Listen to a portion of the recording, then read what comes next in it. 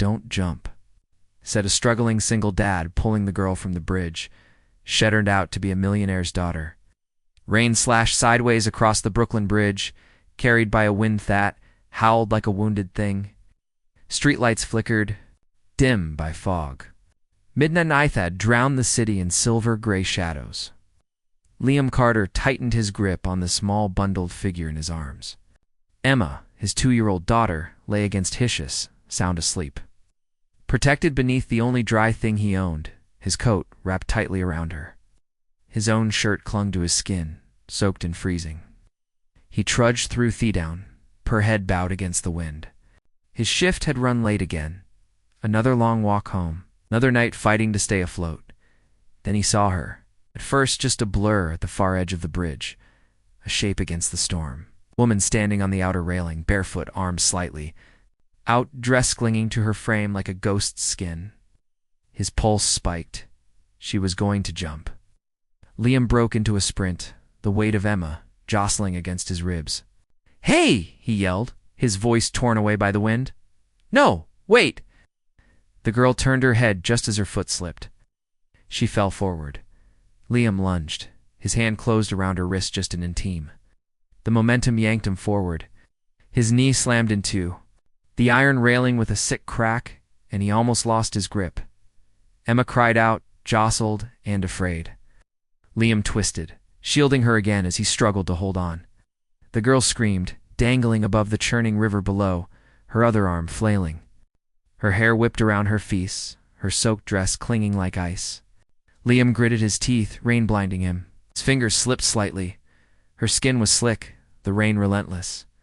"Don't let go," he shouted. She cried out. "I can't. Your grip." "I've got you," he said, his breath labored, voice trembling with effort. "Just don't move." She started to struggle, panicked, kicking instinctively. Each movement jerked her arm, loosened his hold. "Stop." Liam gasped. "You're slipping. I didn't want this. I didn't mean to," she sobbed. "It's okay. I've got you." "Clay, please don't. Fight me." His arms burned, his knee sagged. Rainwater ran down his face, into his eyes, his mouth. He couldn't breathe. "Listen to me," he said, voice breaking with fatigue. "You don't have Edo do this. You don't have to end it here." Her hand began to slide in his. "No, no," he hissed. "Not yet, please." He risked everything, tightened his gripping. Emma with one arm, and with the other dragged the girl up an inch, then another. She slipped again, screamed, sobbed. "Keep trying," he begged. "Don't stop. Don't give up. You don't know what I've lost," she choked out. "I have no one. I'm done pretending." "I know pain," Liam said, his voice strained. "I know the feeling of being hollow. I've lived it every day." Her hand trembled and hissed nearly free. "I lost my wife," he said. "I watched her die. I held our baby in armor and watched my world burn down with the other." The girl froze. "I didn't think I could go on," he rasped. "But I had this little girl right here." He shifted Emma just enough for the woman to see the small, frightened face looking back at her. "She gave me a reason," Liam whispered. "Maybe you don't have one yet, but you will." "I can't feel my arm," she sobbed. "You're real most there," he groaned. "Just a little more, please." With a final surge off strength, Liam set Emma down on the wet walkway. The child cried, but didn't move. Liam then grabbed the girl with both hands and pulled, groaning, gasping, praying. Her foot caught the railing. Liam grabbed her waist and yanked. She collapsed into him, shaking violently, her sobs ripped away by the wind. He wrapped his arms around her, pulled her close, his entire body trembling from exertion.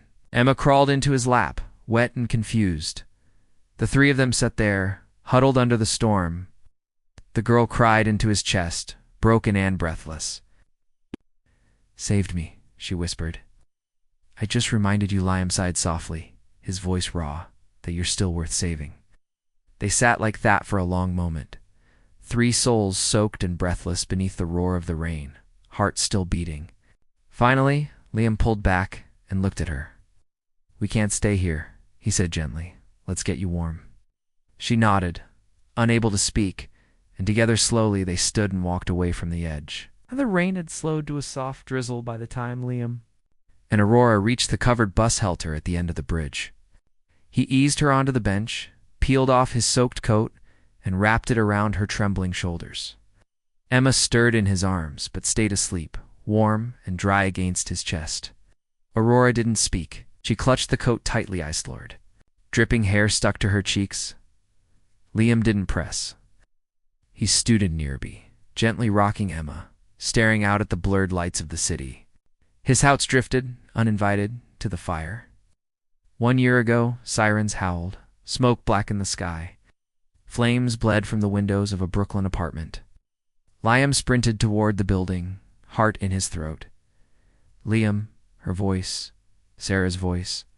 She'd called.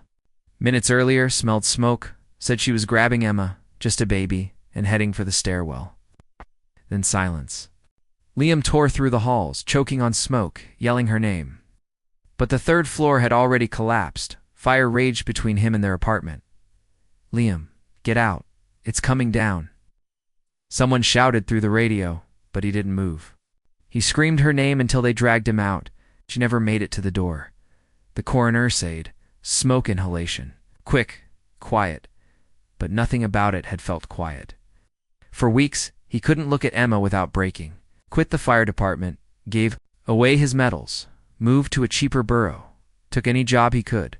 Construction, janitorial delivery, just to keep them going. But the guilt never left. Now looking at the girl in his coat, clinging to it like a life vest, he saw that same hollow weight in her eyes. Silence hung between them, broken only by the wind and the occasional hiss of passing cars. Then softly, Aurora spoke. My mom died in a car crash when I was 16.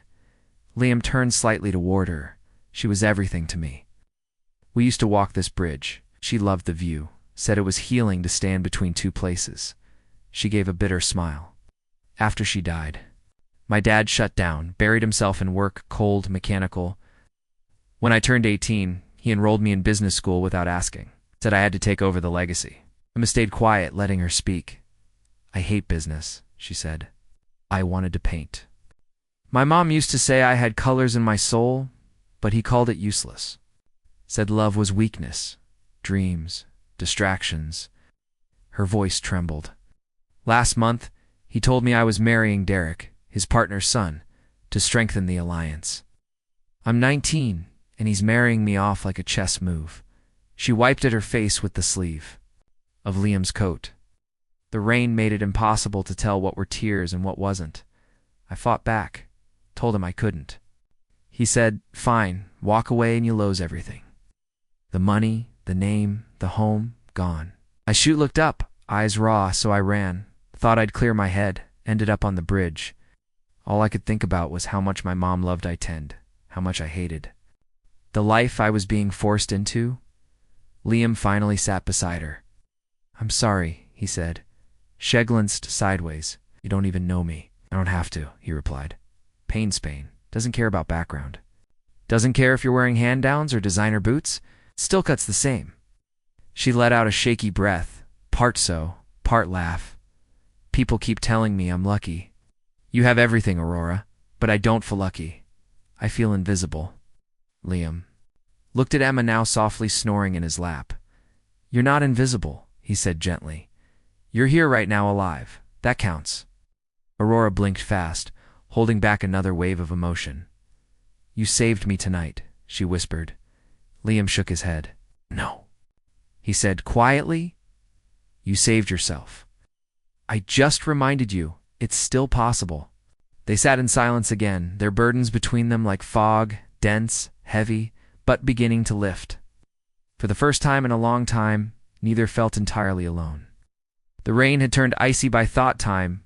Liam flagged down an old taxi and gave the driver an address across town. He didn't take Aurora back to his apartment. It was too cramped, too damp, too full of peeling paint and quiet shame. Instead, he asked for a favor from an old friend, a retired EMT named Joe, who had a small guest room and an open heart. Joe greeted them with raised eyebrows, but no questions. Liam simply said, she needs a safe place for the night, and that was enough. Joe led them inside, where the heat hummed low and steady, and gave them a dry towel and a space near the radiator. Aurora sat on the edge of the couch, still wrapped in Liam's coat. Her wet dress clung to her skin, and her hair, though starting to dry, still dripped onto her shoulders. Emma, now wide awake, toddled over and reached for Aurora's hand without hesitation. Cold, the little girl asked with concern far beyond her ears. Aurora blinked, surprised. A little, she admitted. Emma reached up and tugged the towel from her own shoulders, holding it up to Aurora's chest. "This will help," she said. "Seriously," Aurora laughed. A small, cracked sound that somehow felt more genuine than anything she had felt in weeks. She took the towel gently and wrapped it around herself. "Thank you, sweetheart." Liam watched them. Quietly, heart squeezing, he disappeared into the small kitchen, rummaging through Joe's cabinets. He found a chipped teapot, a half-used bag-off chamomile tea, and 2 mismatched mugs. It wasn't much, but it was warm. He brought it out a few minutes later, setting the mugs down on the coffee table. "I wish it was something fancy," he said, embarrassed. Aurora looked up at him. "It's perfect." She took the mug with both hands and held it close, letting the steam rise over her face. Across their room, Emma crawled onto a pile of old blankets and drifted. Back to sleep, thumb in mouth. Liam sank into the worn armchair beside her, his shirt still wet and clinging to his chest. He made no move to retrieve his coat. "You're freezing," Aurora said softly. "Well, Schuld, take your coat back." "It's okay," he replied. "You need it more than I do." She hesitated. "It's your only coat, isn't it?" Perhaps to a coat he might have. "Encourage." He didn't answer. Aurora turned her gaze back to the steam curling from her mug. "Why did you help?" Liam shrugged, his eyes fixed on the sleeping form of his daughter. "Because a Somione helped me once. After Sarah died, I had no idea how to go on. A wash holding a baby and drowning in grief. Joe, this guy who owns the house, showed up every day, brought food, changed diapers, sat with me when I couldn't talk." Aurora listened quietly. "I don't have much," Liam continued, "but I know what it's like to feel like Yuri in the edge. And I know what it means when someone reaches out, even for a moment." She looked at him, really looked at him, at the lines on his face. That irk circles beneath his eyes, the way his hands were calloused and cracked from hard labor. And yet he had given her everything he had tonight without asking for a single thing. In return, it thought love meant being needed, she said after a long pause. "But my dad, he only needs me when I'm useful, when I'm an asset." Liam shook his head gently. "Love isn't about his fullness. It's about presence. It's about staying. It's about a special ethan." Aurora's eyes welled again, but this time not from pain, something else. Gratitude, maybe even hope. She glanced over at Emma, who was snoring softly on her side. "You too," she whispered. "You feel like the family I never really had?" Liam didn't know what to say, so just nodded, the weight of her words sinking deep. For the first time in a long time, Aurora felt the warmth of something real. Perfection, not wealth, not appearances, just quiet, selfless kindness in the middle of a storm. And that night, she didn't dream of falling.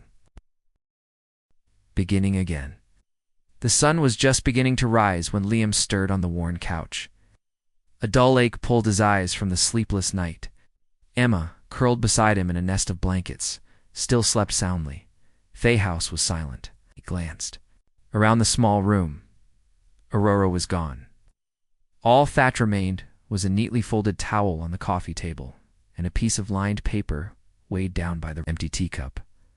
"Thank you for not letting go, for reminding me I still matter." I needed to feel human again.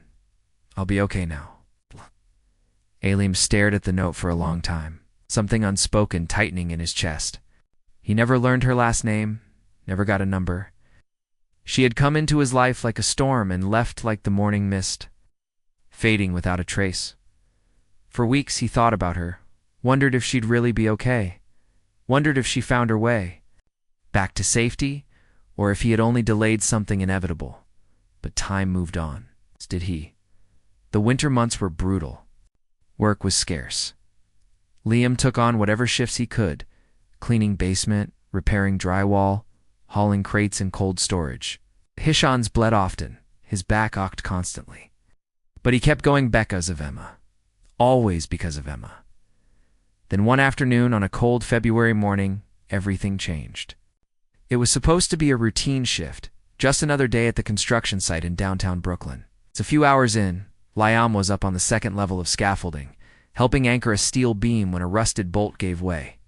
He'd barely had time to shout before the metal frame crumpled beneath him. The fall was short, but brutal. When he awoke, the world was white. Beeping monitors, the antiseptic sting of hospital air, pain like fire shooting through his side. He groaned, shifting slightly, and a sharp stab in his ribs warned him to stay still. The nurse said he had 4 cracked ribs, a fractured wrist, and a concussion. He was lucky to be alive. Amma had been taken in by Jodhpurali. Liam lay there for days, floating in and out of sleep, surrounded by sterile walls and anonymous voices, until one day a new voice spoke his name. Rian. He turned his head slowly toward the doorway. A woman stood there, tall, elegant, her golden hair pulled back into a soft braid. She wore a long cream coat, and in her hands was a bouquet of pale blue hydrangeas. It took him a moment to recognize her, but when he did, his breath caught in his throat. Owie! She smiled, nervous but radiant. Hey. He tried to sit up, but winced immediately. I thought I'd never see you again. I know, she said gently, walking toward the bed. I'm sorry I left like that.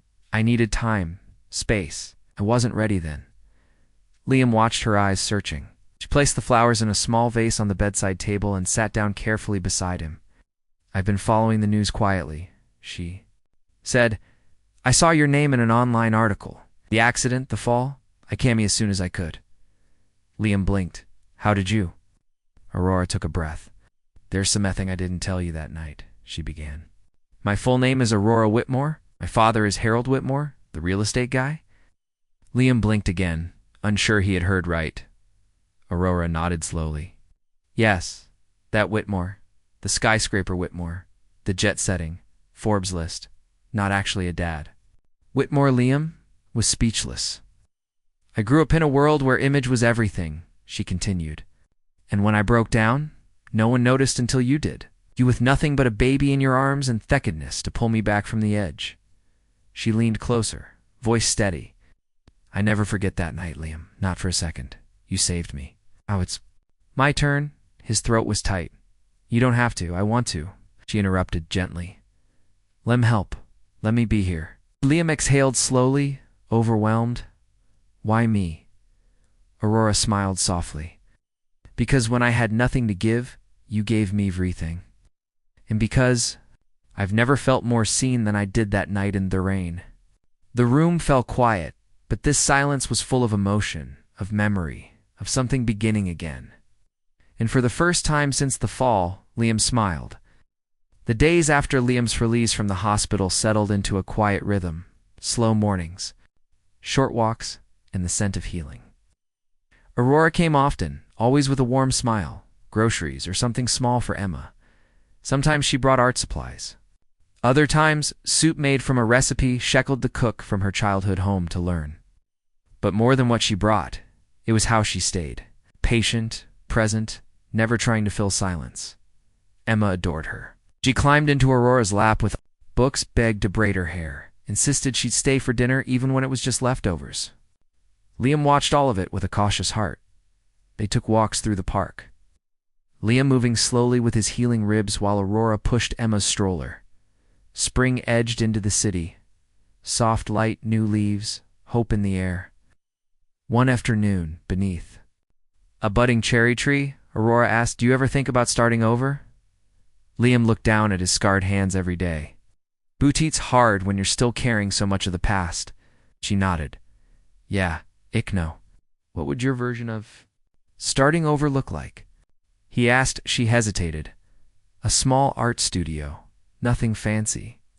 Just space and color and quiet people who feel too much. He smiled. Sounds perfect, and you, he thought. A backyard with grass. Emma running barefoot. maybe someone to share it with. Their eyes met just for a moment. Everything stilled. Aurora looked away, smiling softly. That sounds like something worth building. In time, she began to see Liam's world in finer detail. The way he bandaged Emma's scraped knees. The way he reread her favorite book no matter how tired he was. How? He tracked every dollar to keep them going. He never escaped for help. Not once. One day, Aurora learned the hospital bill had inheritance, the family shares, all of it. The room fell silent. I don't want your money, she said. Or your name, her father stood abruptly. Don't be ridiculous. You're angry, not thinking straight. I'm thinking clearer than I ever have, Aurora. Interrupted, steady. I want a life I build with my own hands, not one built on control and conditions. He stared at her, chest rising and falling. You walk out of this room, he said. You walk away from everything? Aurora held his gaze. No, Dad, she said softly. I'm walking towards something real. She signed the papers and left. In the weeks that followed, Aurora found work at a tiny cafe near Williamsburg, learning to make lattes, clean floors, and handled difficult customers with a smile. She wore an apron instead of pearls, stood on her feet for hours, and came home smelling off espresso. And she had never been happier. Liam worked construction again part-time while watching Emma. Together, they scrimped, saved, and mapped out Applin to open their own cafe, a small, cozy spot near the bridge, a place with warm lights, homemade muffins, space for people to breathe. Aurora painted walls herself, but Liam rebuilt the counters from old reclaimed wood. Emma named the place Second Chances. It opened quietly with no press or grand unveiling, just neighbors, friends, and the aroma of cinnamon and hope. One Thursday afternoon, the sun was setting in streaks of orange and pink, when a man in a gray suit walked into the cafe. He sat in the back, unnoticed at first. Aurora was near the window, sitting with Emma, teaching her how to hold a brush properly. Little girl giggled, dabbing blue paint across a sheet of paper. Like this, sweetheart, Aurora said. Gentle strokes. Let the color tell the story. Emma nodded, focused, tongue poking out in concentration. The man watched them silently. He watched Aurora brush a strand of hair behind Emma's ear. He watched the child lean into her without hesitation. He watched the woman who had once been a Chespasina's empire now glowing with life and freedom. And for the first time in years, Harold Whitmore felt something crack open in his chest. He turned away quickly, pulling a handkerchief from his pocket to dab at his eyes. Then Hastud quietly placed a folded check into the donation jar marked Pay What You Can Days and left without a word. Aurora never saw him. But she would find the check later unsigned except for a small note for her colors H and Schuwold Cry. Not because she needed the money, but because for the first time she knew her father had truly seen her. 1 year later, the cafe opened its doors. It was a modest place in a renovated brownstone near the Brooklyn Bridge. The scene read Second Chance's hand painted in warm gold. Inside, the air was filled with the scent of coffee and quiet chatter. On one wall hung black and white photographs, the bridge in their rain. Liam holding Emma under a street lamp, Aurora smiling through mist. But a soul of the cafe wasn't coffee. It was a corner space where weekly supper groups met. Talks healing. Circles. Quiet listening. Aurora started it herself. Word spread. As people came. Emma, now almost 4, darted between Tableson, a tiny apron, proudly asking, You want coffee, mister? On a Thursday morning, Aurora sat on a wooden stool as a group of students gathered around, phones recording. They had come to Hart's story. Of the girl who almost jumped, and the cafe that followed. Aurora wrapped her hands around a mug and began. I stood on that bridge 1 year ago, she said. I thought I had no choice, that my life wasn't mine anymore. She looked toward the window, the bridge faintly visible. But then through the rain, a stranger appeared, soaked, holding a child in his arms. Anne said, If you live, I'll be the first. To thank you. She paused. And I lived. At the back of the room, a man in a gray suit sat alone. He wore dark glasses. On the table in front of him lay a white envelope.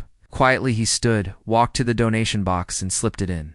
Inside was a certificate, a sizable gift to the Second Chances Foundation. The signature Whitmore Anonymous?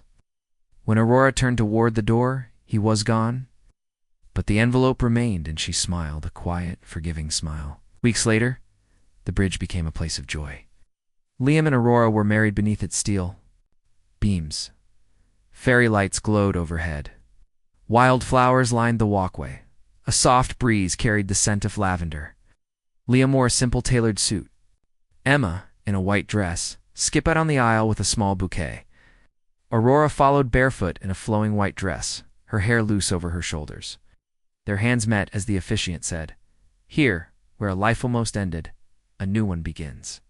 After the ceremony, guests filled the cave. Laughter, music, toasts. Later, a gray-haired man stepped inside. He moved slowly, kindly. He handed Emma a small wrapped book. She opened it, story titled Second Chances, her name written inside. Aurora turned, her breath catching. God. He nodded gently. Legacy. Meant buildings, he said. But it's what you've made here. It's that truly lasts. They stood quietly. You don't have to become someone else to make me proud, he added. You already have. No apology needed. Forgiveness had already found them. That night, after the last guest had gone, Liam and Aurora sat outside the cafe. The bridge lit the skyline behind them. Aurora leaned in Tohim. If you hadn't stopped me, she whispered. If you hadn't believed in me, Liam replied, I wouldn't be here either. Emma ran out barefoot, clutching a cocoa mug. I love this bridge, she squealed. I'm going to tell everyone it's the Bridge of Hope. They laughed and they believed her. Some places aren't just where things end. Some are where they begin. Brooklyn Bridge, once nearly the end of a young woman's life, now stood as a symbol of second chances, of love without condition, and of the courage to keep going even through the storm. If this story touched your heart, if it reminded you that even in our darkest hours love can still find a way, then you to believe in second chances. At Soul Stirring Stories, we bring you true-to-life tales that heal, inspire, and remind us all of the beauty in human connection. Subscribe now to join a growing family of hearts that still believe in compassion, resilience,